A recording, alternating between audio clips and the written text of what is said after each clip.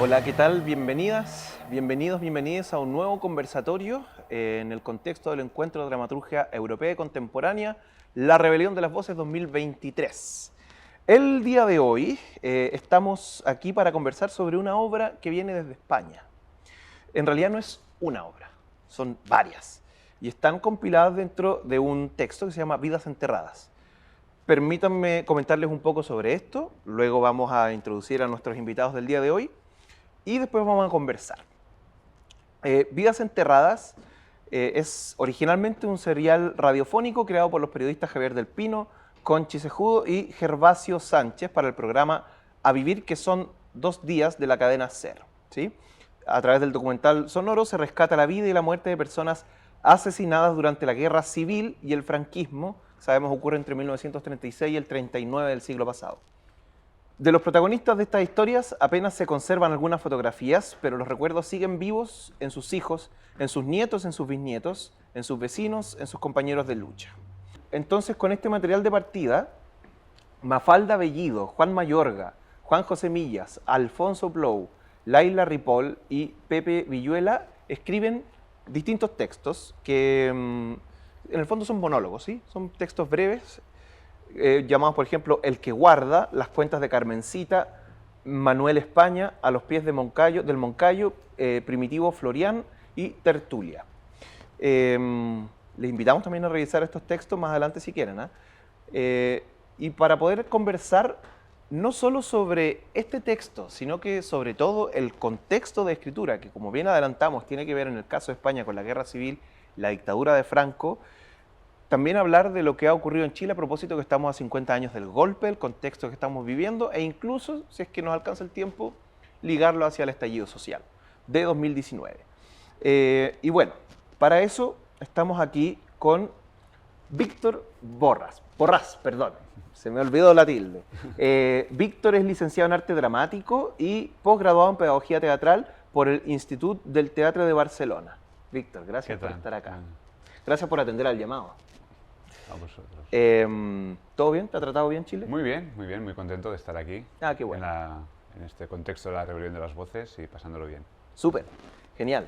Y por el otro lado del ring, ¿te imaginas? No, si fuera un... estamos con Daniel Maraoli, ¿sí? Un invitado de la casa, creador escénico, compositor musical y docente, artista con formación en música y teatro. Ha realizado la composición musical de más de 120 montajes teatrales, trabajando para directores de la talla de Manuel Infante, Aleocha de la Sota, Muriel Miranda, Paula Aros, Ana Archa, Rodrigo Pérez, Ana Luz Ormazábal, Paulina García. Bueno, puedo seguir toda la tarde, ¿no? Lo interesante es que Daniel trabaja cada vez más desde hace un tiempo, viniendo desde el mundo del sonido, trabaja ahora también con la dirección, lo que implica un modo de pensar la escena distinto a lo que podríamos llamar lo convencional o lo tradicional. Daniel, gracias por estar aquí. Gracias por la invitación. Oye, ya. Sobre Vidas Enterradas, ¿no? Aquí la tengo abierto, se llama Vidas Enterradas, monólogos del espectáculo. Por temas de tiempo no podemos detenernos a conversar sobre los textos en particular, porque son 6. Entonces me gustaría como hacer un sobrevuelo a propósito de la escritura, primero monológica y a propósito de testimonios, ¿no? Solo para dar un dato. El primer texto, El que guarda, de Mafalda Bellido, está construido sobre testimonios de la vida de Leoncio. Quisiera encontrar el apellido, pero se me perdió la otra vez y no lo pude volver a encontrar. Pero Leoncio fue una persona que trabajó enterrando cuerpos del bando republicano, ¿no? Del bando, podríamos decir, derrotado en la Guerra Civil Española y masacrado después por la dictadura. Y él ejerció una suerte de ejercicio muy triste, pero al mismo tiempo muy digno, al recolectar partes de ropa, de documentos que pudiera pillar, de los muertos que le tocaba enterrar, para que en algún futuro alguien pudiera identificarlos. Y eso ocurrió, ha ido ocurriendo gracias al trabajo de Leoncio. en Paterna, ¿sí? Em, Parece muy interesante y una cuestión muy de nuestra época, además, el ejercicio donde la dramaturgia ya no simplemente escribe como eh, historias, sino que va más concisamente hacia el testimonio de hechos reales, ¿no? Como esta idea de basado en hechos reales, pero ahora con el testimonio. Partamos por ti, Víctor. Primero, no sé si estás de acuerdo como con esto que estoy mencionando, que pareciera ser algo cada vez más actual y de nuestra época, el trabajar con testimonio en la dramaturgia. Sí, es una línea que se sigue. También la ficción continúa teniendo una parte muy importante. Y de hecho, al escribir y al crear, siempre terminas ficcionando de alguna manera. Al poner en boca de una persona que está escribiendo o al crear un artefacto dramatúrgico, ya estás de alguna forma dando un punto de vista, mostrando algo de personal de la autoría, ¿no? Pero sí que es una línea, a pesar de que la ficción continúa teniendo su peso importante, el hecho de inspirarse o partir de hechos reales o incluso a veces desde la misma autoría proyectar episodios propios en el escenario, ¿no? Claro, claro, sí. Estoy pensando que es bueno mencionar que estos textos, claro, parten de testimonios, parten de hechos reales, pero son monólogos altamente, como altos en drama, ¿no? En el sentido de responder a un dispositivo dramático convencional, ¿no? La construcción de un personaje, etcétera, que no es algo que esté tan presente en otro tipo de tratamientos del testimonio o de la biografía personal. Estoy pensando en un... ¿cómo se llama? Hoy se me olvidó el nombre del dramaturgo uruguayo de la autoficción. No, Sergio Blanco. Sergio Blanco, por ejemplo, ¿no? Como distintas formas de tratar el asunto. A propósito de esto mismo, Daniel, bueno, no sé, primero, ¿suscribes un poco esta idea de que hoy se trabaja más con testimonio dentro del teatro que antes? Sí, creo que hay una tendencia a recurrir a la experiencia viva como un material base para la escritura dramatúrgica. Ahora pienso que también, a propósito de este material, Vidas Enterradas, y todo el material que me ha tocado revisitar en los últimos años como creador y como docente también, siento que igual la tendencia siempre tiende como a reconstruir un suceso histórico. Entonces, todas estas dramaturgias tienen un carácter historicista, como narrativo, como con un arco dramático claro, como una reconstrucción de hechos. Y siento que también se puede apelar, hay ciertos dramaturgos como mismo Sergio Blanco, como Alejandro Moreno en Chile, ¿cachai? Que a partir de ese mismo ejercicio proponen dramaturgias que también activan el imaginario de la audiencia, porque siento que a propósito de lo que estamos hablando, que es como de la memoria, o de la reconstrucción de la memoria, donde habita la memoria, o la identificación de la memoria, siento que también es interesante que esa voz no solo tenga un plano de habla, es decir, o de escritura, sino de escucha. Entonces, ¿de qué manera se lo plantea a la audiencia? ¿Cuáles son los mecanismos, las estrategias que ocupan los autores para plantear esto mismo a la audiencia para que refresque y no sea simplemente el acto reconstructivo? Recién mencionabas tú, Sebastián, que a propósito del texto de Leoncio, lo que te dio más gana a ti era como de descubrir quién era Leoncio y visitar su biografía. Ah, claro. Ya, mi pregunta es, ¿por qué uno no va a hacer eso mismo con la dramaturgia? Como entregarle todo ese plano imaginativo para que la audiencia no solamente se quede con la historia, sino como con un acto, con una experiencia estética que te revuelve la cabeza simplemente con la reconstrucción histórica.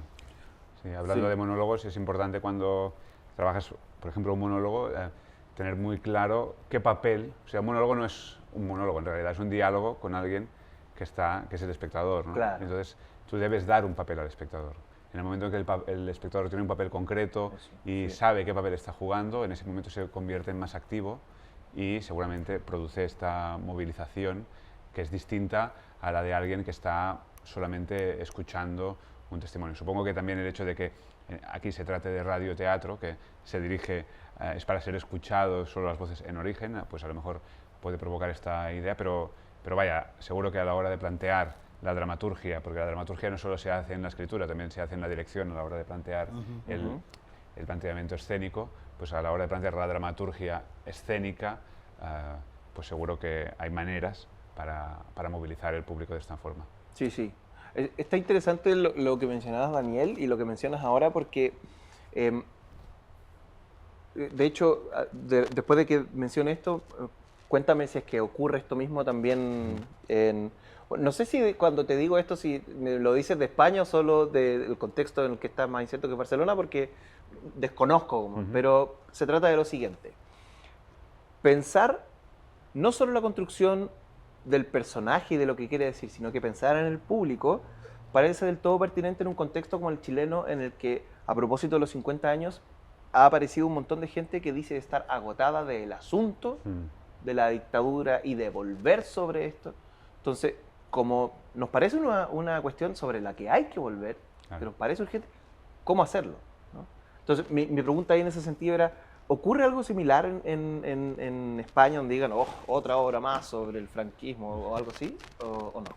Puede ser, pero claro, es un tema que como en todo elemento creativo, ¿no? Siempre hay la responsabilidad de los creadores, creadoras, de repensar y de saber en qué momento estamos y dar la mirada desde el momento en que estamos. En España se produce algo que, ya para saltar o para ahondar un poco más en el tema, es que la memoria, como aquí se dice, allí se llama memoria histórica, ¿no? Es algo de las palabras que me parece muy, muy curioso, ¿no?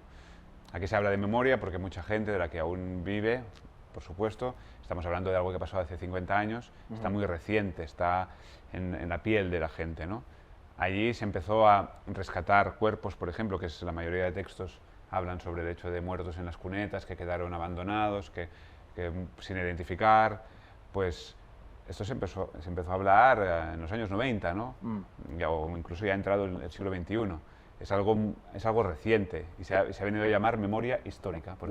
Porque claro, la gente, pues mucha gente ya ha fallecido. Hoy en día prácticamente queda muy poca gente viva que viviera la guerra civil, sí, la dictadura, pero hubo un paréntesis muy grande. Imaginemos que aquí, estamos hablando de hace 50 años del 70 del golpe, pues allí pasaron 40 años de dictadura, o sea, como si hiciera 10 años que estuviéramos, entre medio hubiera habido una dictadura larguísima de 40 años, ¿no?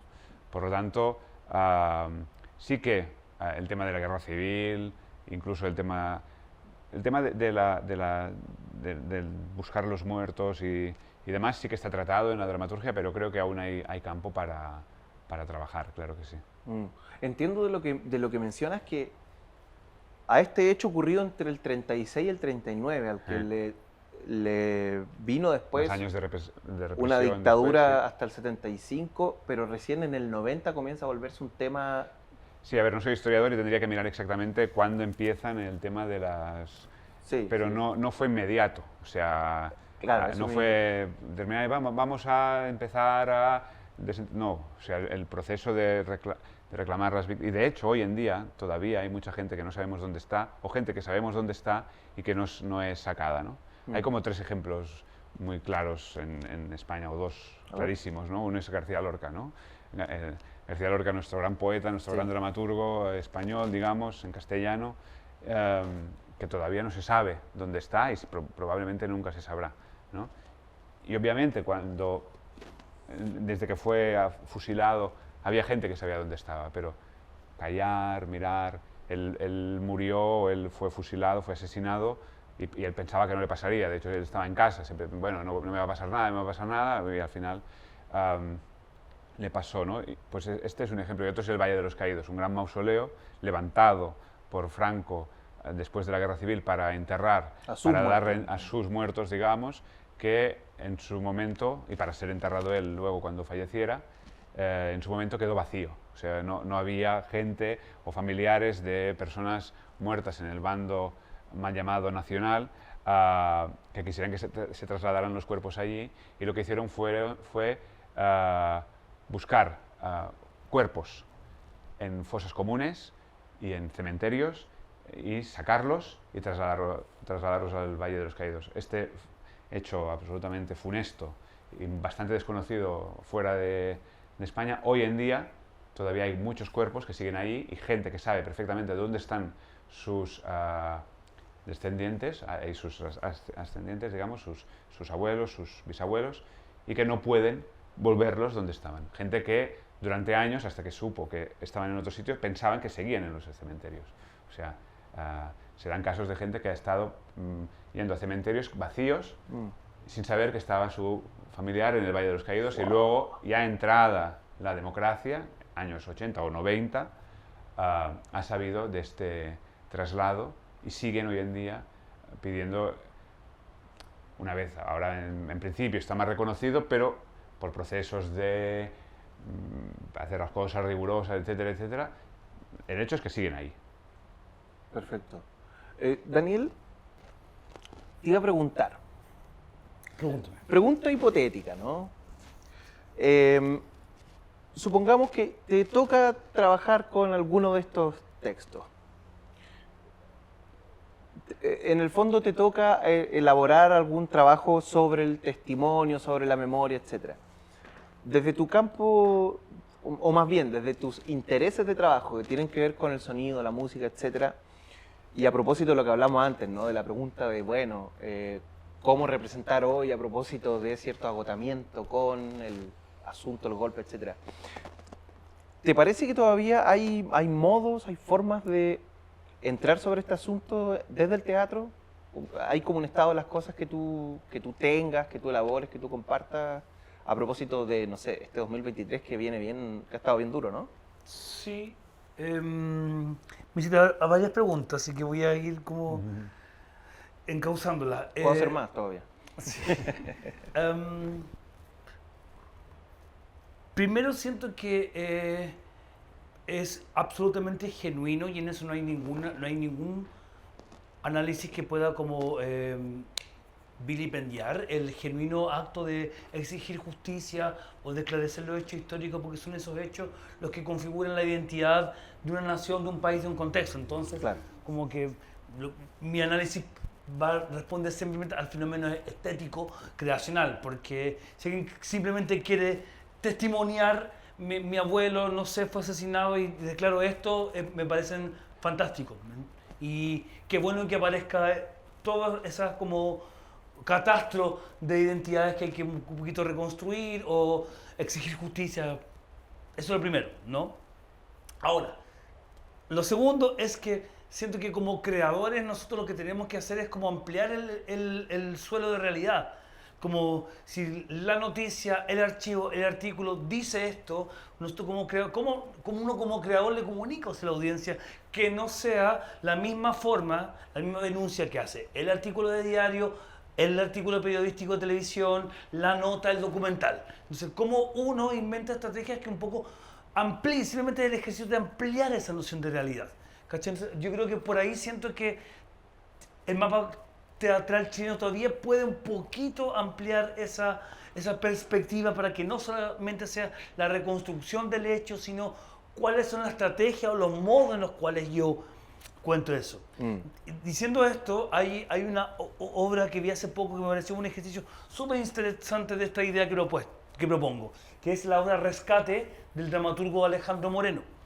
Voy a ser muy chiquitito. La obra consiste en, a propósito de una entrevista del director muerto, destacado director Andrés Pérez Araya, él rescata un archivo de audio y lo ficciona, alterando su voz en esta obra. Esto es un spoiler gigante, pero da lo mismo.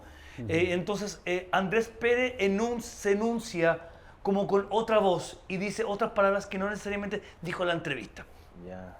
Entonces, la ficción consiste justamente en develar, reconstruir un poco la identidad de lo que hizo el director. El director peleó por unos galpones abandonados dando contexto también al compañero, peleó por unos galpones abandonados en Matucana, en un barrio en Santiago, en los cuales les fueron quitados de su administración, por así decirlo, y pasaron a manos del Estado. Entonces él se colgó a modo de reclamo y de queja. Y un poco en lo que hace el dramaturgo es... Se colgó como haciendo una performance. Se colgó, ¿no? Haciendo una performance. Sí, claro. Así, ¿no? Estoy siendo muy sintético un poco para explicar el fenómeno de la construcción dramatúrgica, que es un poco a lo que quiero llegar. Entonces, lo que hace Alejandro Moreno es un poco que él menciona como hacer hablar al muerto. Súper. Entonces, que yo encuentro una tesis súper interesante. Mm. ¿Cuál es la voz del muerto? Sobre todo como ejercicio creativo. No es solo la voz que dijo, no es solo la voz que enunció algo. Él rescata un archivo de arte y lo reconfigura. Y dice que se encuentra con duendes y que se le corta su mano y que va en pos del rescate de un teatro abandonado. Eso es lo que hace Andrés Pérez muerto en la ficción. Claro. Alejandro Moreno, que se me va a matar por dar esta entrevista, pero quería un poco... A lo que voy, es como, ¿de qué manera, cuáles son las estrategias un poco para que uno como creador levantara el fenómeno histórico Sí. y se potencie porque un poco lo que uno que hace como creador son actos comunicativos finalmente, son ficciones, son... Claro. El teatro es un momento específico, un acto. Sí. Un acto como mágico. Entonces, ¿cómo uno construye ese acto mágico para la audiencia? Para que la audiencia piense y a la vez reconstruya el momento histórico y lo visione de otro lugar. Porque Pero no para- sea solo eso. Claro, porque si no, para el material de archivo, siento que está el archivo. Claro. Está la revista. Por eso hablábamos al principio de que siempre hay elemento ficcional. Exacto. Y que a veces se mal llama teatro documental, ¿no? Es como un apoyo, ¿no? El teatro documental, bueno, es solo exponer unos hechos, entendiendo que el documental también como género audiovisual es muy creativo y también pasa lo mismo, ¿no? Pero tiene que encontrar su parte teatral. O sea, lo importante siempre es volver al teatro, que es algo que nos permite jugar con elementos que no nos permiten otras artes y que la ficción es una parte de ellas, ¿no? Este juego de cambiar el punto de vista, de que hablen los que no tienen voz, etcétera, etcétera. Claro. O sea, desde mi punto de vista, en el fondo, siempre hay ficción, el asunto es cómo la trabajamos, ¿no? Ujú. Para que cumpla estos criterios que van apareciendo en la conversación. Me gusta mucho lo que mencionas, Daniel, porque haces división de asuntos, ¿no? O sea, no nos estamos metiendo desde el punto de vista de la representación escénica, podríamos decir, no nos estamos metiendo con la pertinencia o no de quien quiere hablar sobre su abuelo desaparecido. O sea, nada que decir al respecto, No. que es como un acto de dignidad. Claro. Sí.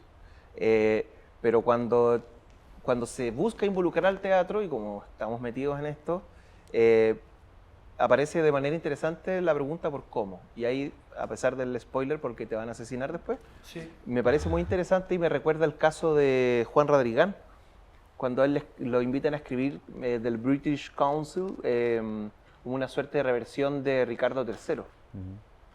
Y él termina escribiendo justo cuando se cae el caballo y se muere, ¿no? Entonces desde ahí parte su ficción. Y él hace ingresar una voz que no sabemos qué voz es, como un clásico de Radrigán, ¿no? Que discute con Ricardo III, su forma. Es la voz del muerto, tratando de justificar lo que hacía. Me parece muy, muy interesante en ese sentido. Claro que ahí no tenemos el testimonio real de Ricardo III. Ah, todo esto, me acordé. En un minuto mencionaste que Lorca quizás nunca sepamos dónde está su cuerpo. Y me acordé que Ricardo III lo encontraron hace como 8 años atrás, después de una investigación donde se pensaba que no se sabía dónde estaba. O sea, no perdamos No, se pierde. no perdamos la esperanza de que quizás se pueda encontrar. Ya, nos quedan unos minutitos más. Entonces, un poco a propósito de que se puso interesante la conversación sobre ficción, dramaturgia, contexto histórico, a mí me gustaría saber un poco, primero desde tu parte, Víctor, aprovechar este espacio. Sé que te voy a pedir una pega enorme y titánica y que vas a sentir que es una irresponsabilidad de mi parte, sí, pero si se pudiera hacer A ver, qué miedo. como una suerte de estado de las cosas respecto de la dramaturgia que busca este ejercicio de memoria respecto de esto que podríamos llamar el trauma trauma en el sentido de recibir un traumatismo, ¿no? De la guerra civil y la dictadura, como para después poder comentarte nosotros el punto de vista del estado de las cosas acá. Entonces, más concretamente, ¿se puede pillar un hilo como de teatro sobre la dictadura de Franco, sobre la guerra civil, o quizás por la cantidad de tiempo que ha pasado es un asunto que en realidad, sí, mira, no es tan central o hegemónico dentro del teatro? Porque, spoiler, te adelanto, el asunto de las violaciones de derechos humanos en Chile todavía es un gran asunto para las artes en general. Claro, supongo que creo que para la creación siempre hace falta una distancia, ¿no? Y allí hay más distancia, por lo que hemos dicho, porque hubo un tiempo, un periodo en el cual, durante toda la dictadura, por lo tanto 40 años, no se trató, y luego a partir de los años 80, pues sí que la creación se ocupó. A lo mejor el teatro no es el arte donde más se ha trabajado el hecho de la guerra civil y de la represión. Sí que últimamente hay más espectáculos que han tratado este hecho de buscar los fallecidos en las cunetas, de la memoria histórica, de dar voz a testimonios de personas que fueron represaliadas, ¿no? Recientemente, por ejemplo, tengo en la cabeza un par de espectáculos que tratan sobre eso. Uno sobre un maestro que fue fusilado, que quería llevar a sus alumnos a ver el mar, que era como un personaje muy entrañable, de un tipo de educación muy contemporánea. Otro de los temas que podríamos hablar es cómo era la educación durante la República previa a la guerra civil y cómo fue después, claro. Y que hoy todavía nos estamos casi recuperando de este modelo educativo, pues buscando estos testimonios, estos personajes que dan lugar a un tipo de obra, además, que con una representación teatral de Xavier Bouvés muy contemporánea, con juego de muchos tipos, ¿no?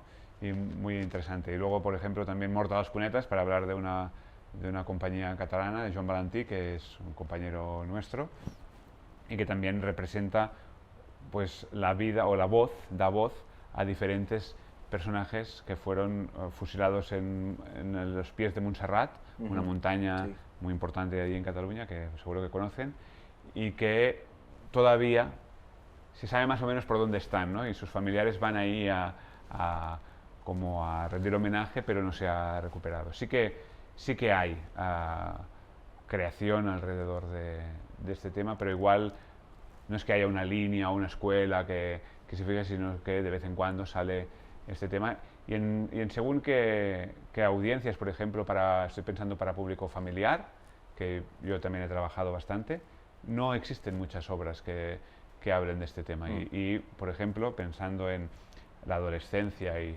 como decíamos, la distancia que hay con la guerra, hoy en día las jóvenes de nuestro país, hablo de España, lo tienen muy lejos, y es algo que es francamente preocupante, sobre todo en un momento que la extrema derecha está creciendo tanto, y que ya no se ve, seguramente, en nuevas generaciones es el nombre del partido de derechas, el joven partido de derechas, digamos, o sea, no tendría que utilizar este nombre, ¿no? Pero que las generaciones que vienen tendría que preocuparnos, ¿no? Que no se trate como algo con polvo, como decía él, como algo que no interpela, como algo que a veces se ve como algo muy lejano, algo distante, ¿no? Sí. Y claro, cuando interpela a tu padre, a tu madre, a tu abuelo, vale, te llega, pero ya cuando es tu bisabuelo, tu tatarabuelo, lo del dolor ya empieza a quedar un poco más lejano, ¿no? Y entonces es algo que hay trabajo para hacer, seguro. Sí, porque acá digo algo y te doy la palabra por si quieres agregar algo para ir terminando. Claro, acá podemos notar no solo como no diría una línea, ¿no? No es como que haya una línea de teatro que habla sobre esto, pero podría hablar como de un impulso, ¿no? Claro. Un impulso permanente de querer tocar esto y que en un primer minuto da cuenta de quienes han sufrido las violaciones a los derechos humanos, muerte, desaparición, tortura, y en otro minuto incluso se puede como cortar epocalmente en el que se empieza a hacer representación de quienes fueron torturadores, como darle imagen a esa gente también. Cuestión que antes parecía un poco como inapropiado. ¿Lo ves tú así? ¿O no? Sí, lo que me gusta pensar en, perdón, como no dejo de pensar en los ejercicios formales de presentación. Me encanta. Que es como mi asunto. Y a propósito de estrategias, pensé en otro tipo de estrategias también, de como de reclamo, de denuncia, porque cuando vino el estallido social, en un inicio en Chile, yo me topé con muchos actos, insisto, no voy a discutir su fuerza, su ímpetu y su mapa contextual, donde cantábamos, por ejemplo, El pueblo unido jamás será vencido, una canción de los años 70, que me parece muy pertinente por lo demás, ¿cachai? Pero había como una retórica nostálgica que hacía como repetir algo que había sucedido 50 años atrás, que había reflejado en todos los actos. Entonces aparecen las tesis y sacan de su dramaturgia El violador eres tú, un violador en tu camino, perdón. Entonces, con una estrategia totalmente diferente para replicar lo mismo. Entonces, como... Y ahí va mi pregunta, mi constante pregunta. ¿Desde dónde armo la estrategia para poder generar actos de denuncia en Chile 2020, ahora 2023?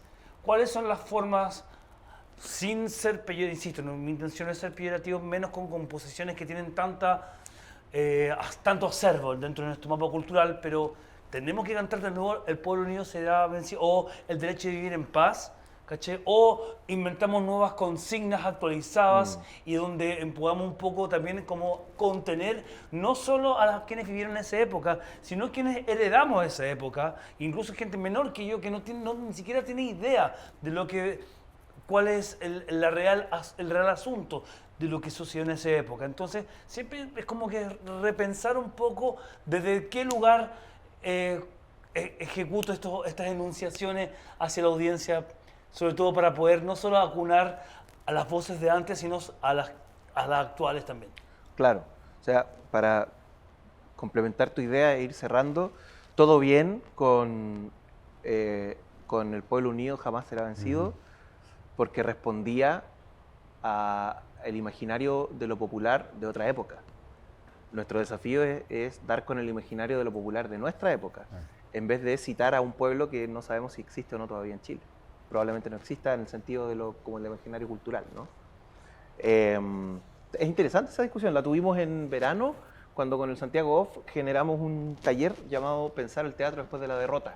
La derrota es la derrota que sufrió la propuesta de nueva constitución el 4 de septiembre del año pasado. El rechazo, exactamente. Bueno, para cuando vean este conversatorio, no sé si ya se sabrá o no se sabrá si es que hubo o no hubo nueva constitución en su versión 2.0. Pero bueno, quiero agradecerles, Víctor, Daniel, por haber estado aquí para conversar con nosotros, para darnos sus puntos de vista. Me parece que está súper bueno este cruce transoceánico, fortuito por lo demás. Total. Así que nada, muchas gracias. Gracias a ustedes por llegar hasta acá, incluso si es que fueron adelantando la reproducción del video. Y nada, pues les dejamos invitados, invitadas, invitades a las actividades que se están desarrollando en el marco del Encuentro de Dramaturgia Europea Contemporánea 2023, La Rebelión de las Voces. Eso. Gracias, que estén bien.